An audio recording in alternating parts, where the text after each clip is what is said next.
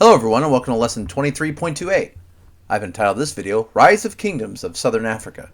This video is going to cover pages 704 to 705. Southern Africa's indigenous people have inhabited the region for thousands of years. Some lived as hunter-gatherers. Others farmed and herded cattle. Trade among the groups flourished. Ivory, gold, copper, and other goods moved from the interior to the east coast. There, such goods were exchanged for tools, salt, and luxury items, including beads, porcelain, and cloth from China, India, and Persia. Great Zimbabwe. Around the year AD 900, the Shona people built a wealthy and powerful kingdom in what is now Zimbabwe and Mozambique. The capital was a city called Great Zimbabwe. Zimbabwe is a Shona word meaning stone houses. As many as 20,000 people lived in the city and the surrounding valley. Great Zimbabwe was the largest of many similar cities throughout the region. By the 1300s, it had become a great commercial center, collecting gold mined nearby and trading it to Arabs at ports on the Indian Ocean. Great Zimbabwe was abandoned in the 1400s. Possibly because its growing population exhausted its water and food resources. The city's ruins show the Shona's skill as builders, as you can see pictured here. Some structures were more than 30 feet high. Their large stones were cut to fit and stay in place without mortar to hold them together. Question number 1. Which group of people built a wealthy and powerful empire in 900 AD in what we now call Zimbabwe and Mozambique? It was the Shona people. Question 2. What was the name of the largest city in that area in that time in history with as many as 20,000 people living there? That was Great Zimbabwe. Question 3. Why was Great Zimbabwe such a successful city at that time? Well, it was a great commercial center, meaning it was great at trade. It was great at collecting the gold that was mined nearby and then trading that with the Arabs who would come at the ports there. So they were big in trading. Question number 4. What is the best guess as to why Great Zimbabwe was abandoned in the 1400s? Well, the best possible guess is that they just exhausted the water and food resources there. And so they had to move because all of the resources you need to eat and drink had been, they basically had evaporated. They'd gone away. They had just used all of the resources there. Question 5. What was an amazing skill the Shona people clearly had? The ability to build. I mean, think about, they were building these structures at 30 feet high, and they weren't using any mortar, or if you might call it, for those of you that know construction, like that's the building glue. That's the stuff that holds the stones together. They didn't use mortar. That is really impressive that they were able to cut these stones to exactly fit.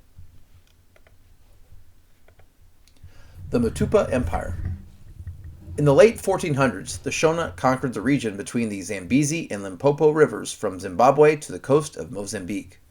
Like Great Zimbabwe, the Matupa Empire thrived on the gold it mined and traded for goods from China and India. The Portuguese arrived and took over the coastal trade in the 1500s. They gradually gained control over the empire and forced its people to mine gold for them.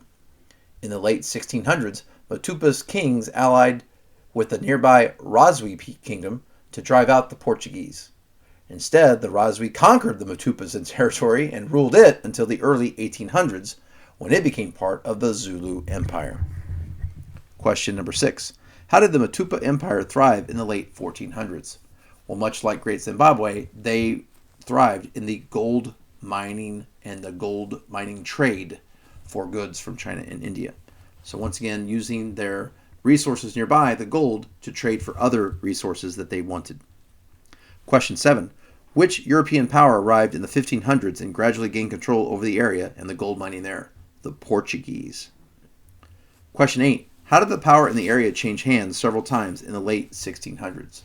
Well, you had the Portuguese that had been in control for a while, but then eventually the Matupa king said, hey, we want to kick out the Portuguese. Hey, Razwi people, come help us out. And the Razwi, instead of kicking out the Portuguese and say, there you go, Matupa, the Razwi said, oh, we're going to take this over ourselves. And for a while, the Razwi ruled until the early 1800s when they were kicked out by the Zulu Empire. Other kingdoms. The Zulu leader Shaka, pictured bottom left here, united his people in the early 1800s to form the Zulu Empire in what is now South Africa. And you can see that pictured in the bottom right map. He built a powerful army and used it to expand the empire by conquering neighboring people. Shaka was killed in 1828, but his empire survived until the British destroyed it in the Zulu War of 1879. Question 9. Who became the famous leader of the Zulu people in the early 1800s? Shaka. Question 10. How did Shaka build a powerful empire for the Zulu people? Well, he built a powerful army, and then he used that army to expand his lands by going to other places and conquering their people. Question 11. What happened to Shaka in 1828? He was killed. Question 12. What happened to the Zulu Empire in 1879? Well, much like you've seen a pattern here, their empire was going to be conquered by the British. And question 13 is on the last slide. A series of kingdoms rose and fell on the island of Madagascar from the 1600s to the 1800s. Some of the early kingdoms were influenced by Arab and Muslim culture. In the early 1800s, one king allied with the British on the nearby island of Mauritius to prevent the French from taking control of Madagascar. He eventually conquered most of the island and formed the Kingdom of Madagascar. French troops invaded the kingdom in 1895 and made it a French possession. Question 13. Which groups controlled the island of Madagascar from the 1600s to 1895? Well, once again, you see a series of one group has it for a while and then is conquered by another group, which is conquered by another group. So for a while there, you had a king that was allied with the British, and they had control of it until the French are like, nope, we're going to take control of the island. And the French had it until, and then the French invaded and made that their own French possession in that time period called the Age of Imperialism.